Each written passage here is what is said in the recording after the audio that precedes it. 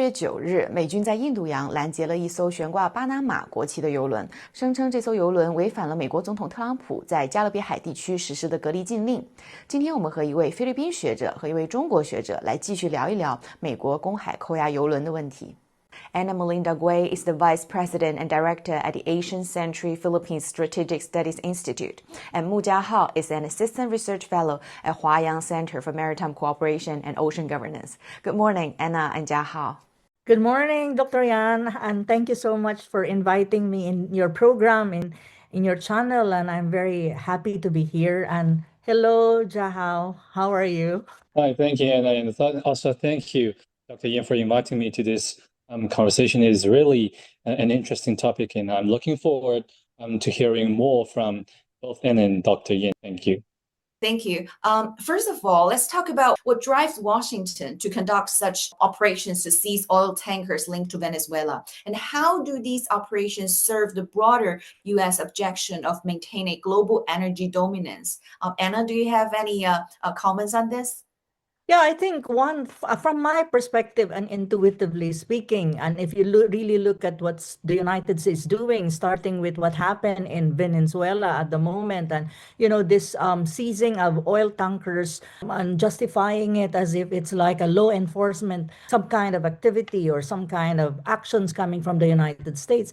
For me, there are only two things that I can see. First and foremost, this is part of what you call U.S. Strategic policy or foreign policy when you talk about the Western Hemisphere. As we know, and actually, and I think Jiahao know, that right now there is such a thing as a re-emergence of the Monroe Doctrine, but this is much more with the Trump version or characteristic of the presidency of Trump, in a sense that they want to control the Western Hemisphere. And in one way of doing that, of course, is controlling as well resources. And one of the resources is very important, I think, is oil. And it already happened in the case of Venezuela. And right now, what they're doing is like they're trying to seize oil tanker, saying that, because they're justifying that this oil tanker coming from, let us say, Venezuela or Iran or Russia are under sanctions. So in a way, they feel, the United States feel that they have that such thing as an authority to do this. For me, it's we call it like a long arms jurisdiction, because they're imposing or using domestic laws, I think, and justifying it using their domestic laws, saying that this is a violation of what they call sanction. However, for me, this is more about controlling the energy flow coming from the Western Hemisphere to other parts of the world, especially to U.S. perceived competitors like China, Russia, and Iran. And on the other hand, also this is much more an exertion of what you call dominance. Dominance dominance in the sea, in the area, and in that area too, and also trying to assert control when you talk about energy and when you talk about trade in energy and even energy as a whole. So you can see that the US is pushing and pushing this, and it's happening and happening. And I don't really, this is more about coercive economic control backed by naval power of the United States. And for me, the way I see it, it's unilateral action, because these are not sanctioned by the UN, and there's no such thing as an agreement with the other states or even agreements within the Western Hemisphere that the United States can do this. So it's really, the more you see it, the more that it's glaring that this is a unilateral actions. It's more about trying to have solid control on energy, especially within the Caribbean and the Western Hemisphere and even in the Indian Ocean, and I think including the Latin American side of the world. So, but it's not anymore a surprise, Dr. Yan and also Jiahao. We know the United States have been doing this, and now they're more encroaching on the sea and energy control, I think, yeah. Yeah, thank you, Anna. You've already talked about the long arm jurisdiction. I wanted to ask Jiahao that according to the UN Convention on the Law of the Sea, the high seas are reserved for peaceful purpose and the principle of freedom of navigation. So what is this long arm jurisdiction related? How does this long arm jurisdiction related to the freedom of the navigation on the high seas? Does the United States using this domestic law to exercise operations on the high seas and to seize these oil tankers, from based on its domestic law? Oh, thank you. Obviously, as Dr. Yin just mentioned, the peaceful uses of the sea and ocean, also the equitable use and efficient use of resources of the ocean, are all the contemporary orders of the sea that is reflected in the preamble of the United Nations Commission on the Law of the Sea. And obviously, in the high seas or in certain circumstances, the exclusive economic zones of a third state, as we are now witnessing, that some of the operations, some of the seizures are being carried out in the exclusive economic zone of Venezuela, that is a maritime zone not within the jurisdiction of the United States. The U.S. is carrying out its own operation in the name of the sanctions. Obviously, this is going to be an unlawful use of its own jurisdiction in the so-called intentional waters. So basically, I think the so-called long-arm jurisdiction in the high seas is being carried out by the U.S. in two facets. In the international legal sphere, it is generally not recognized for a state to exercise its enforcement jurisdiction in the maritime zone outside of its jurisdiction. First of all, there is an exclusive jurisdiction enjoyed by the flag states over the vessels flying its own flag. So unless being authorized by the flag state to exercise certain jurisdiction, then the other states cannot seize vessels flying its own flag. So this would be the first thing to be noticed. And the second thing is the United States has been justifying its own operation in the name of seizing and boarding the stateless vessels. But the problem with the U.S. justification is does not allow the seizure of a stateless vessel even on the high seas. It only grants the contracting parties to enjoy a right of visits, that is the right to board the vessels rather than to seize the vessel or confiscate the cargo and even arrest and bring legal charges to the crew members on board. So from the international legal sphere, the long-arm jurisdiction, the exercise of long-arm jurisdiction of the United States is hardly justified. But from the entire domestic legal sphere, the United States is relying more and more on its domestic laws on the civil forfeiture and also the anti-terrorism rules. For example, in the November 2025, the Whitehall declared the Maduro administration as a cartel committing narco-terrorism crimes, including drug trafficking and also some terrorism offense under the United States domestic law.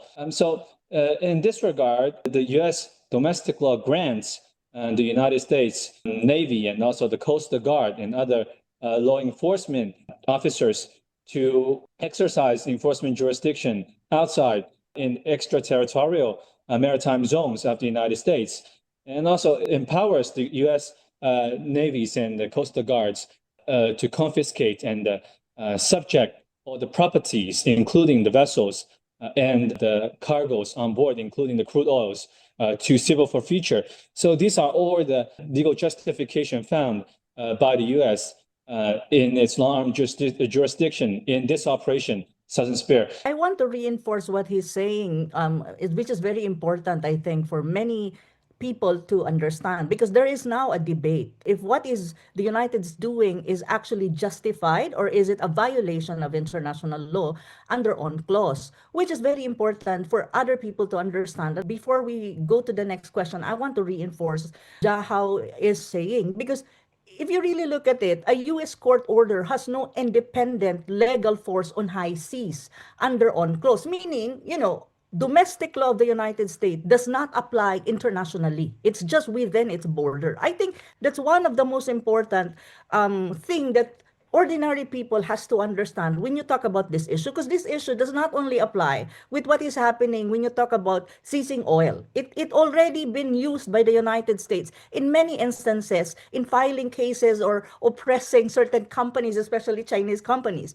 And people does not understand that, domestic law has no bearing when you talk about outside of the boundary and territorial boundary of a country like the United States. But the United States have been doing this for the longest time. So the question is, based on international law, Is it legal or illegal? I think that's the question that is very important. As far as I'm concerned, it is not, unless they justify it with other reasons. Because when you talk about a U.S. federal warrant or a U.S. federal exercise of its domestic law, I think it's only applied to U.S. personnel and U.S. territory. When it's outside, it is not anymore, unless it satisfies certain provision in UNCLOS that has something to do with, let us say, slave trading. I think that one. And on the other hand, if the vessel is not actually, it doesn't have, the vessel is considered stateless, meaning it does not represent a state. In a way, the United States can do something like maybe as what Jaho is saying, you can board and you can inspect, but you don't have the right even under UNCLOS to confiscate or seize the cargo and use what is it inside in the cargo, what is the content of the cargo, to sell it or to use it for your own purposes in layman's term. So I think this is the basic distinction that needs to be understood when you talk about this long arms jurisdiction that the United States is doing at the moment. When you talk about seizing oil tankers or even cargo, that is, they justify in the sense of an issue of narcotics, control of narcotics, trade of drugs, or what you call terrorism. Because this is the usual justification of the United States and also Jaho. They invaded Iraq in the justification that there is such a thing as, what do you call that? Massive, the nuclear weapons. But at the end of the day, yeah, when further investigation and after the invasion of Iraq, there was no such thing. So this is the same thing. They're using certain very tricky reasoning like terrorism or narcotics control and trade drug cartel, but in fact, that is not even established. So I think people has to understand this. And this is still what you call unilateral action coming from the United States that does not have sanction when you talk about the United Security Council, and it does not even have any agreement with any countries at all in Latin America. I don't think Latin American countries would agree with this because this will affect their economy, especially the likes of Venezuela. Yeah. Many legal scholars also are discussing about U.S. trying to have some deep seabed minding in terms of using domestic law to justify its attempting to deep seabed minding because it's not an unclosed ratifier. Just another example of what you've been talking about. And talking about unilateral actions, President Trump has stated the U.S. will run Venezuelan oil through approved channels. Do you think this is a sustainable strategy for regional stability and also energy security, or does it risk turning the Caribbean and the South American into a permanent zone of friction or especially maritime friction? It's about the United States wanted to run the Venezuela oil, the factories and the companies, and what's its implication for a regional stability and also energy security for the globe? So on my side, I don't think it's really sustainable. How do you call that in the short term? Short term, they can do it. I think they are doing it at the moment. But I think in the long run, that's very dangerous because the United States is setting a precedent that other countries, they may do the same thing. So that would disrupt the whole economic, the whole system when you talk about energy and the maritime situation in this area, especially in that side of the world. So this is not good in the long term because other countries may do the same thing. So what happened to the so-called rules-based order that actually the United States is saying that, it wants to preserve and it wants to protect? Because they're the very people that are destroying the so-called rules-based order, that everything should be based on rules. But this is what they're doing is not based on rule. It will disrupt in a matter of time, I think it will create what you call two kinds of system. And many countries will be forced to separate themselves when you talk about energy trade and let us say trading and maybe buying of oil or whatsoever from the Western kind of setup in the long run. It's precisely because they can see that what the United States is doing is more just beneficial to them rather than beneficial to the other countries, even in that side of the world. So I don't think this is sustainable, and I really don't think that it benefits the whole world in the long term. However, at the moment, when you talk about economic shocks, we don't see it yet because from what I know, I mean, oil-producing countries, especially the OPEC, they're saying that there's still reserves. So if in any case, this seizing of oil, if you ask me if it has economic impact, still, already, when you talk about oil prices, not yet being felt because you still have other countries and the reserves in terms of supply is still there. However, if this continues, it will have an impact when you talk about oil prices, not only in that side of the world, but even in the other parts of the world. And that's what you call economic shocks.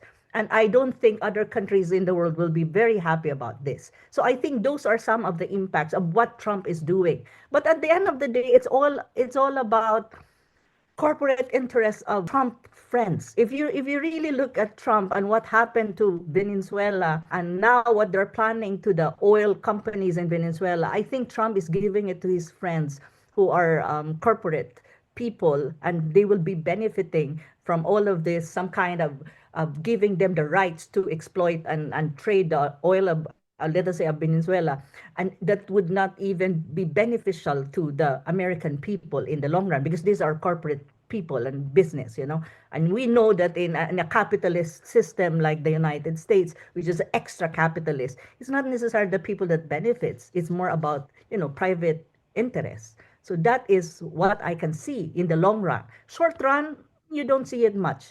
But long run, medium term to long term, yes, it will have negative impacts. When you talk Yes. about energy, when you talk about price of oil in the market, in the world market, yeah. Interesting observations to Anna's comment. Actually, the negative impact has already occurred in South America. For example, the oil embargo that is recently imposed by the US against the former ally of Venezuela, that is Cuba, has led to a serious human rights crisis in Cuba. As far as I'm concerned, I think the ongoing embargo has led Cuba to be in great shortage of any crude oil, including the suspension of work of schools and even aircrafts. So the negative impact of the U.S. operation on the Venezuela has already occurred, and I think it might continue as there exists a overflowing crisis in the Caribbean, as the U.S. is carrying out its operation against the Venezuelan oil tankers all over the world.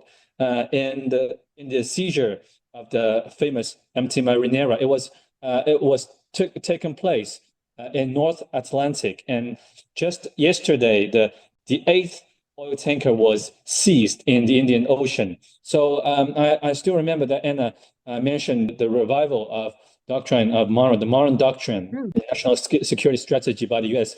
And also Donald Trump has commented the Monroe Doctrine as Donroe Doctrine. So the Monroe Doctrine was confined to a continent, while the Donroe Doctrine was confined to a hemisphere. It is surely more expensive than the Monroe Doctrine it was centuries ago. So the U.S. is also expanding the Venezuelan operation to all over the world, and I think this is going to have a wider negative impact on the global maritime order. Yes, and this is what you call, Jan, before you go to the next question, what Trump is doing is actually what you call market gatekeeping backed by coercive enforcement. And also, when you talk about energy security risk, it will fragment the global energy system in the long run. As Jaho is saying, there's already an impact on Cuba, but that is just one country. But the more they do this, and I think the United States is some kind of in a crusade of doing this, which is crazy, I think that will eventually fragment the whole global energy system. And actually, countries like China or BRICS or just Global South will be pushed to find alternative. And that would have an impact, again, as I've said, of having a two global energy system, one controlled by the United States and one which is independent from the United States or the Western Alliance. And I don't know how the world would look like if that happens. I don't think it's good for us. Also talking about the impact, I think this is maybe not just on Venezuela and South America, African countries, but also on Russia, because this one of the oil seized by the United States, the Marinera, is flying a Russian flag. And I also see reports of Russian submarines monitoring the seized vessels like a Marinera and see what the United States is trying to do to them. So what do you think these operations will impact the major power relation like between the United States and Russia? Will there be higher risk of maritime confrontation on the high seas between these two states? On my side, geopolitically speaking, to be very frank, I'm very afraid of this, because, when you talk about this, I mean, like Russia, I think Russia is trying to be patient, but Russia already, from the news that I've read, already made some kind of statement saying that, we will not allow this. If you want to have an exchange of force, we're ready. So things like this. So I'm a little bit afraid of what will be the consequence of this, geopolitically speaking, because the only thing right now, if you really look at what is happening, the one that is very critical when you talk about possible confrontation in the high seas is what you call miscalculation on the ground.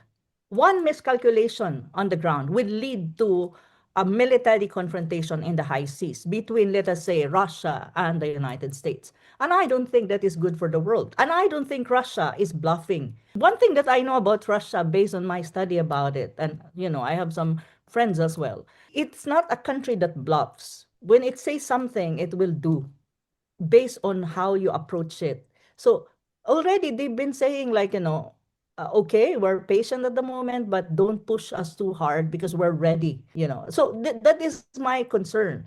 If it, in any case, it comes to a point that a military escalation happens in the high seas, just because there was a miscalculation on the ground or something happened on the ground that is not intended. So unintended action happened on the ground because of this, U.S. seizing a vessel, oil cargo that has a Russian flag or claimed to be a Russian owned, or with whatever, they put a Russian flag in there, and Russia said, yes, that's ours. And then Russia wants to have it back, but the United States saying no, but Russia wants to assert that, you have to give it back. You don't have any right. You're violating commercial shipping when you talk about oil. Because in UNCLOS, sanction is not part of the what the so-called. It doesn't mean that that you impose sanction, that you can just seize an oil tanker just because you say there are sanctions. Even in UNCLOS, it does not allow such kind of reasoning. So my fear is, if this continues and you provoke a country like Russia, and then maybe we see some kind of military escalation in the long run, which I don't want to happen, as far as I'm concerned, as a global citizen, because that would never be good for the whole world. I think it's not only about military escalation that we're talking about. Even if you talk about transfer of oil from one place to the other, prices of goods. When oil price increases, everything increases. That is the problem when you talk about energy. And especially my country, the Philippines, we import oil. We import almost everything when you talk about energy.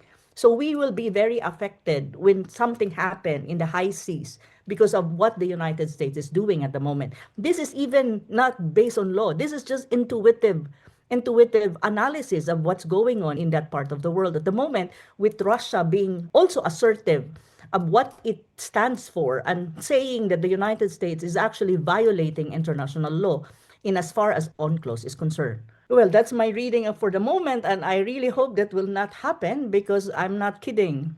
Russia is not alone. Of course, Russia has allies too. Yes, and talking about Marinera and also flag state jurisdiction, I wanted to ask Jiahao. The United States claimed that Marinera is not Russian flag vessel. It is a stateless vessel because it changed the flag to a Russian flag during being chased by the United States Coast Guard vessel. So I just wanted to ask Jiahao that whether the vessel can change their flag during navigation on the high seas. By and large, I mean, the UNCLOS does require that a ship to refrain from changing its flags during the process of voyage. The problem is the charge of the statelessness proposed by the U.S. against the empty Marinera, along with many other oil tankers, very much untenable. The statelessness accusation that does not stand. I mean, very often the U.S. Depict the seized oil tankers as statelessness, even when a vessel did not change the flag state, or the status of nationality was not challenged by its own flag state. So I would like to point out the charge of statelessness forms the very core of the legal justification of the U.S. operation. And from international law of the sea, there is a genuine link requirement between the flag state and the vessel. However, judging from the legal practices, the genuine link should not be considered as a reason to deny the right of the flag state to offer protection to the vessels flying its own flag. Rather, it should be considered as a link between the flag state and the vessel. In this regard, the U.S. completely circumvented the flag state and directly carried out operations and seized the cargoes and personnel as well as the vessels. Is clearly a violation to the flag state jurisdiction. So from my perspective, and also judging from the international legal norms and practices, I don't think the U.S. accusation of the statelessness is plausible or reasonable. Yeah, but I have a question. Was there any at any moment that the Russia denied that Marinera using its flag? There was no denial, right? And I don't think so. I don't think there is a denial. I think there is even a confirm that can confirm that it is flying the flag of the Russia. And also, Russian submarines, actually, from the news that I have read, was even escorting Marinera, I think, or to a certain extent. So it means they're acknowledging that that is ours, or that is part of our jurisdiction. As far as in an UNCLOS, as long as the flag state acknowledge, the flag state has jurisdiction over that vessel, in a way, in every sense. So the justification of the United saying that, it's a stateless is not actually, even if you're very technical about UNCLOS, it does not fit within the UNCLOS provisions. So actually, that is what I'm saying. So I'm afraid, what is happening right now is what you call signal and counter-signal naval operation. Now, if it gets intense, the possibility of miscalculation on the ground or even unintended action from both sides may trigger some kind of escalation. The escalation would always be military because, this is not about oil tanker alone. Look, Marinera is being escorted by submarines. And do you really think the submarines are commercial vessels? Of course not. And there are navies on the side of the United States and navy also on the side of Russia. So these are all both, when you talk about military, from what I understand and from what I know, both are military power. And they're both superpower when you talk about military capability. And of course, China is one of them, but China is not involved in this. It's between United States and Russia. So I would agree that they're twisting UNCLOS justification. That's even the problem, that's the problem in the United States. They are very good in using international law to their advantage in justifying their action, but they never even signed UNCLOS. They're even not part of UNCLOS. And also, they are not even following international agreements that they signed.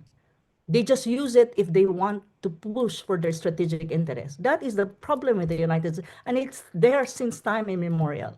That's what I can tell our audience.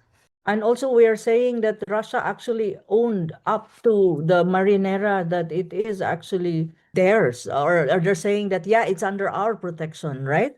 We're saying that earlier, yeah. And what I'm saying earlier is like, that's the danger, because as Yahoo have explained, they're using and twisting the UNCLOS and saying that we're confiscating Marinera. It's precisely because it's stateless, but out of the blue, it's actually carrying a Russian flag, and Russia did not deny. So in a way, Russia is saying that it's under our protection and jurisdiction.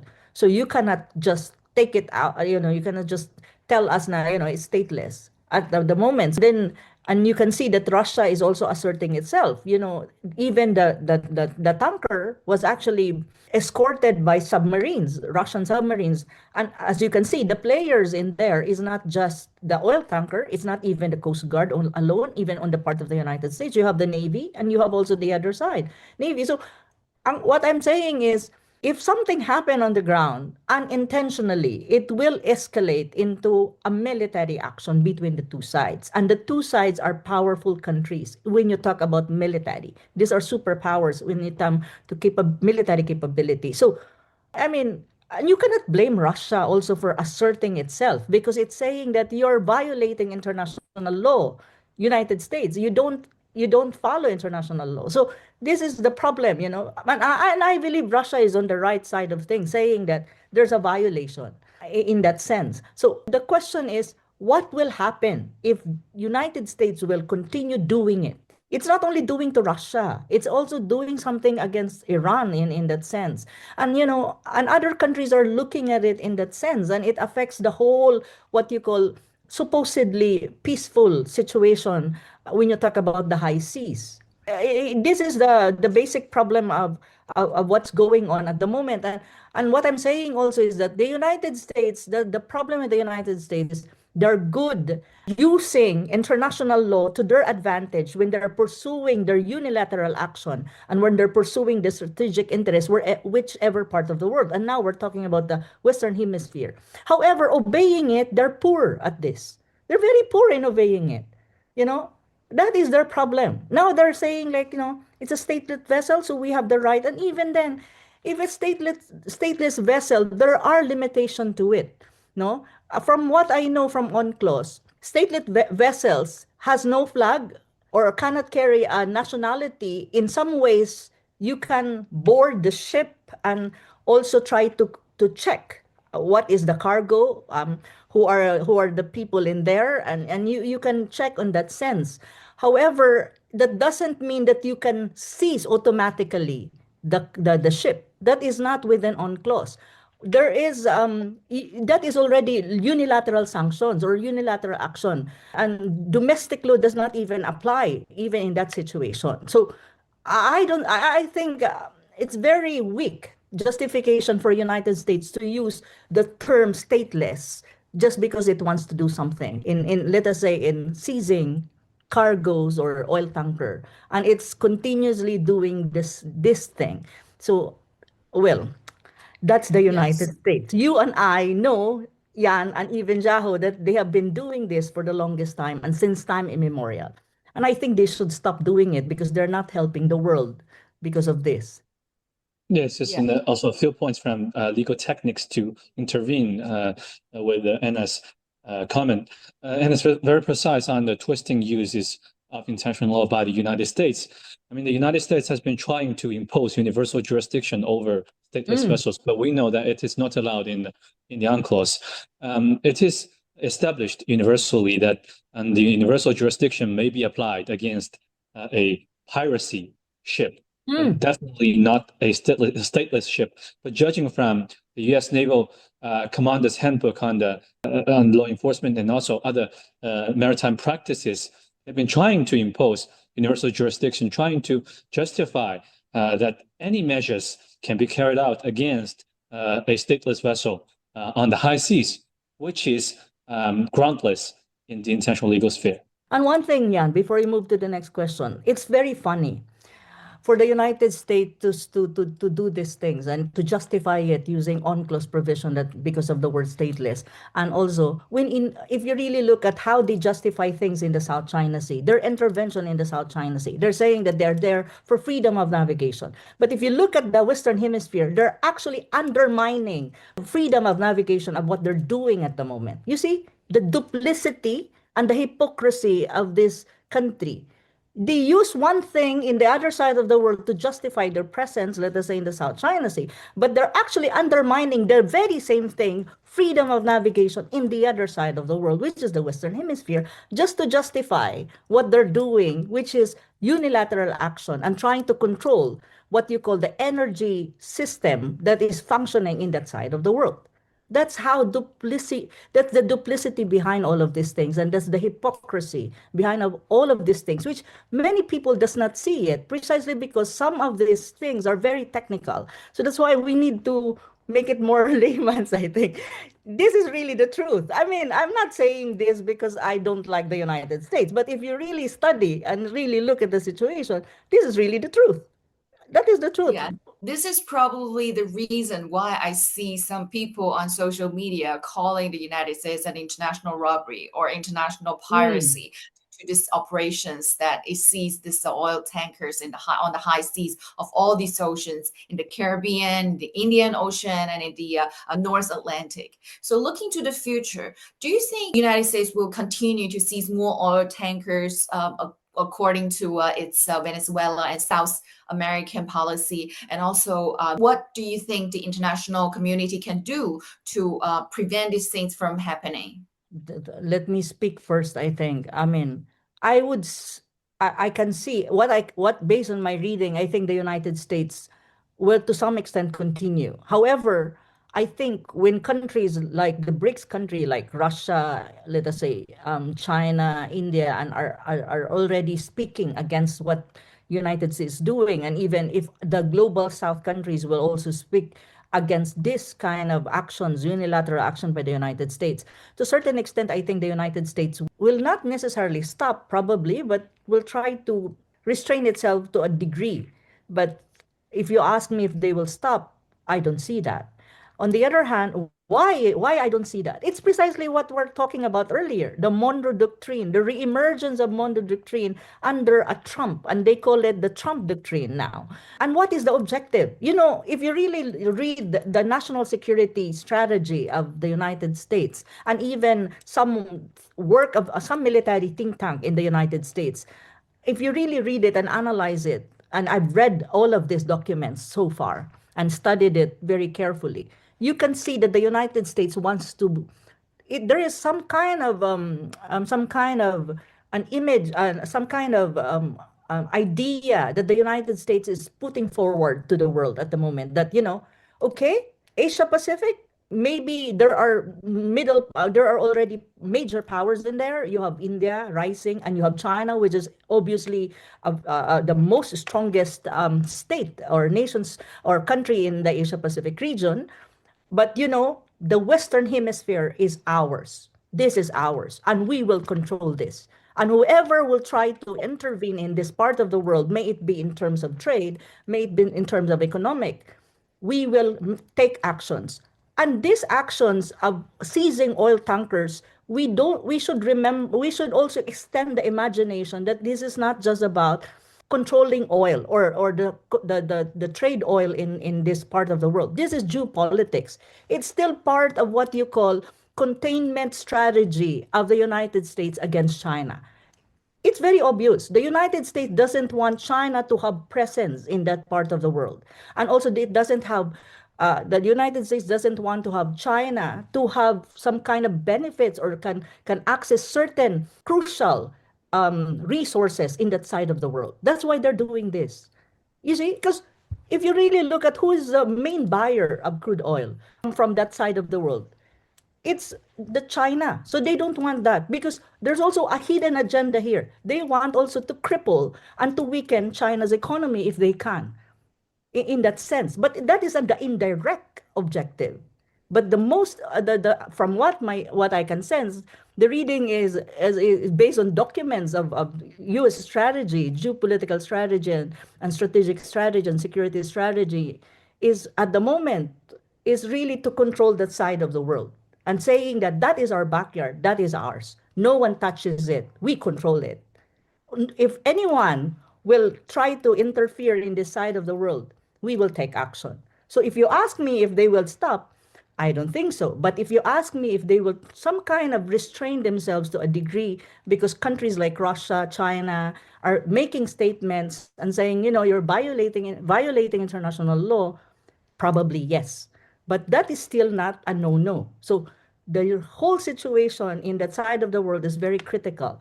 But one thing, though, that I can tell you both, I don't think the Latin American countries will not push back.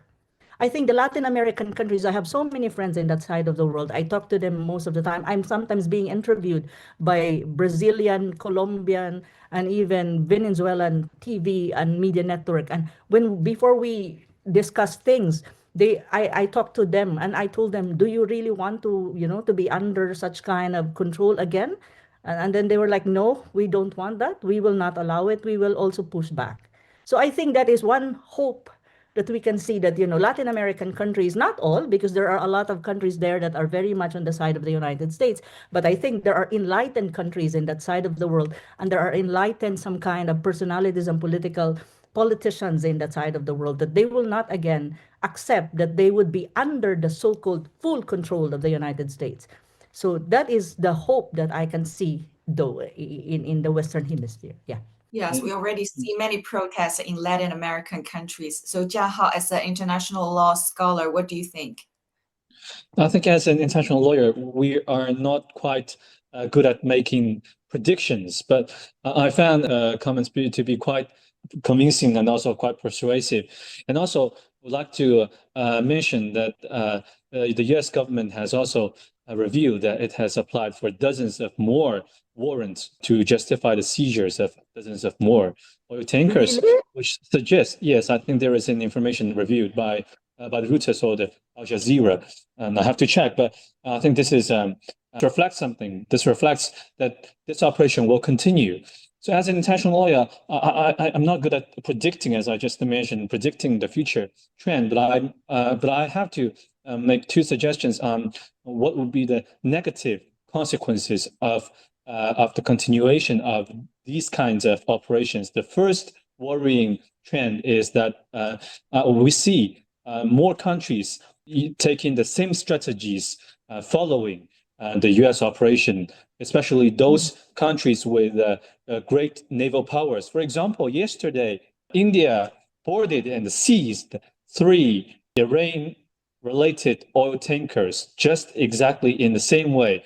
And also the 3 oil tankers are all on the sanction lists of the United States. And that operation took place outside the territorial sea of the India, which was allegedly to be 100 nautical miles west to Mumbai. So I think you may either take this as going after the U.S. operation to gain its own interest, or you may take this as a move to flatter the Donald Trump by the Indian government. But either way, this is going to be imposing a great threat to the global maritime legal order. And the second worrying trend is that I think Before you in the continue, earlier Jaho, conversation, yes, that's what I'm saying earlier. It's creating a dangerous precedent. What the precedents. United States is doing is creating a Exactly. dangerous precedent that is not Yes, good for the maritime order, globally speaking. right, So right. there won't be any like international law or rules left behind. So no rules at all. It will be.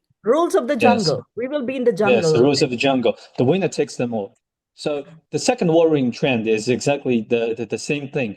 I mean, I think earlier in this conversation, Anna mentioned about the Iraq War. I mean, about the massive nuclear weapon the U.S. government was trying to justify its own operation. But we see now Donald Trump relies increasingly less on the international legal justification. The U.S. government turns more to the domestic legal norms or no laws at all. So there is a trend to abandon or to disregard any of the international legal rules, not even taking international law as a justification for its operation. This is a very worrying trend that, again, we might return to the time of gunboat diplomacy or the jungle thing. I would like to share with both of you about an interesting piece of news I read about today. That in the August 2020, Iran also carried out a similar operation in the Gulf of Oman. The Iranian Navy boarded a Liberian oil tanker and seized the tanker for 5 hours. And after the operation, the U.S. government in 2020, I think it was still within the Trump's administration, the first administration, Either way, the U.S. issued a statement condemning the Iranian operation, claiming this to be a use of military forces to conduct an armed boarding of a commercial vessel in international waters, and also it degraded the Iranian operation as a threat to the rule-based international order, also depicted it as an aggressive behavior and which destabilized the region. And also, they also mentioned their concern about the freedom of navigation.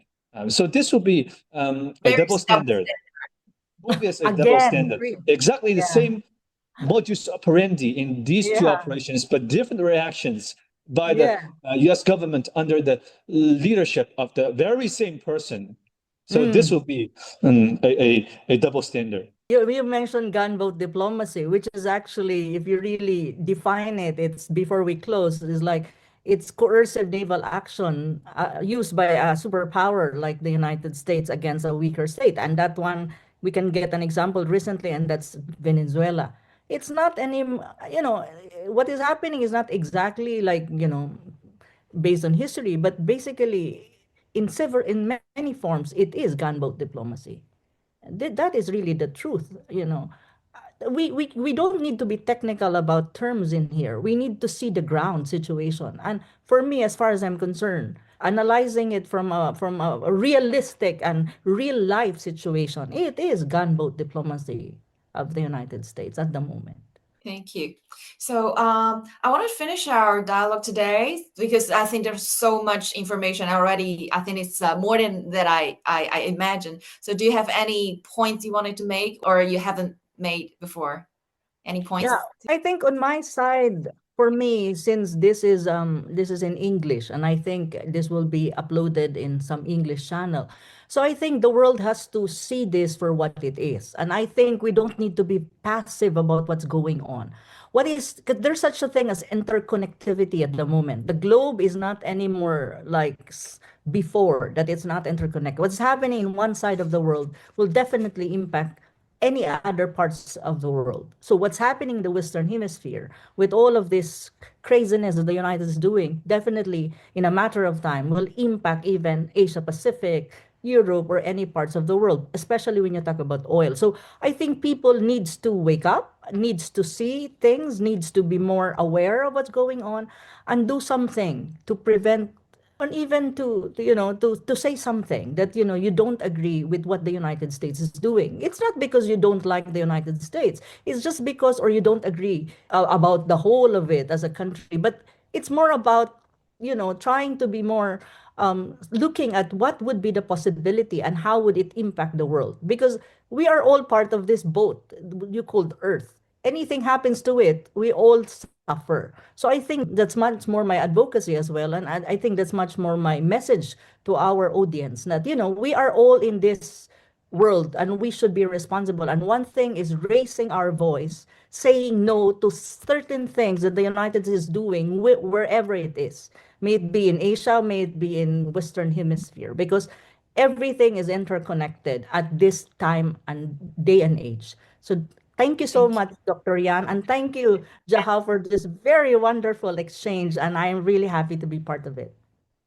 Thank you, Anna, and thank you, Jiahao. I'm really pleased that I have you two to share your very valuable points regarding this issue. And I wanted to finally also, again, thank you, Anna, and thank you, Jiahao. So if you like our episode, please subscribe us on YouTube. Thank you.